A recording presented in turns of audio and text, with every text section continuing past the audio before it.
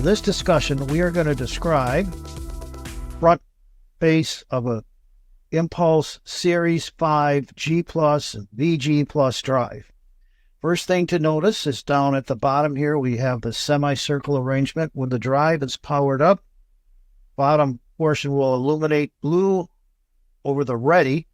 When a run command is given to the drive, the green light will light up, indicating the drive is receiving a run command, as well as up in the upper left-hand corner, you will see the run LED as well.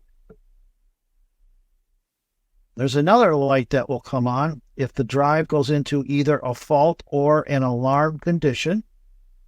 And that will be this light here, as well as this alarm LED up here. So there's two conditions that will cause two indicators, I should say, that will indicate the drive is in either a fault or an alarm condition.